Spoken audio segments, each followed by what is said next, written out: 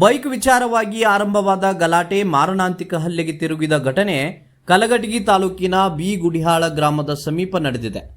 ಘಟನೆಯಲ್ಲಿ ಇಬ್ಬರು ಯುವಕರು ಗಾಯಗೊಂಡಿದ್ದು ಹುಬ್ಬಳ್ಳಿಯ ಕಿಮ್ಸ್ ಆಸ್ಪತ್ರೆಗೆ ದಾಖಲಾಗಿ ಚಿಕಿತ್ಸೆ ಪಡೆಯುತ್ತಿದ್ದಾರೆ. ಹಳೆ ಹುಬ್ಬಳ್ಳಿಯ ಚನ್ನಪೇಟೆ ನಿವಾಸಿಗಳಾದ ಗಫರ್ ಸಾಬ್ ಛತ್ರಾರ್ಗರ್ ಹಾಗೂ ವಿಜಯ್ ವಾಕರ್ ಎಂಬುವರು ಮೇ 27ರಂದು ಸಂಜೆ ಬಿ ಗುಡಿಹಾಳ ಗ್ರಾಮದ ಕಡೆ ಬೈಕ್ ತರಲು ತೆರಳಿದ್ದರು. ಈ ವೇಳೆ ಉಗ್ನಿಶೇರಿ ಗುಡಿಯಾಳ ರಸ್ತೆ ಬಳಿ ಮೂವರು ಯುವಕರು ವಿಜಯ್ ವಾಕರ್ ಅವರನ್ನು ಅಡ್ಡಗಟ್ಟಿ ಅವಾಚ್ಯ ಶಬ್ದಗಳಿಂದ ನಿಂದಿಸಿ ಹಲ್ಲೆ ನಡೆಸಿದ್ದಾರೆ ಎನ್ನಲಾಗಿದೆ.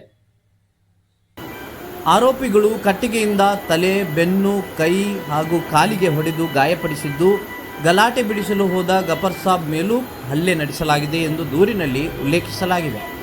ಅಲ್ಲದೆ ಮತ್ತೆ ಸಿಕ್ಕರೆ ಕೊಂದು ಹಾಕುತ್ತೇವೆ ಎಂದು ಜೀವ ಬೆದರಿಕೆ ಹಾಕಿರುವುದಾಗಿ ತಿಳಿದು ಬಂದಿದೆ. ಹಲ್ಲೆ ನಡೆಸಿದವರನ್ನು ಕಲ್ಲಪ್ಪ ಗುಡಿಯಾಳ್, ರಾಘವೇಂದ್ರ ಜಾಧವ್ ಹಾಗೂ ವಿಶ್ವನಾಥ್ ಕೊರವರ್ ಎಂದು ಗುರುತಿಸಲಾಗಿದ್ದು, ಘಟನೆಯನ್ನು ಶಿವು ಕೊಂಚಿಕೊರವ ಎಂಬಾತ ದೂರದಿಂದ ನೋಡಿದ್ದಾನೆ ಎಂದು ಹೇಳಲಾಗಿದೆ. ಇನ್ನು ಈ ಘಟನೆಗೆ ಸಂಬಂಧಿಸಿ ಕಲಘಟಗಿ ಪೊಲೀಸ್ ಠಾಣೆಯಲ್ಲಿ ದೂರು ದಾಖಲಾಗಿದ್ದು, ಪೊಲೀಸರು ತನಿಖೆ ಕೈಗೊಂಡಿದ್ದಾರೆ.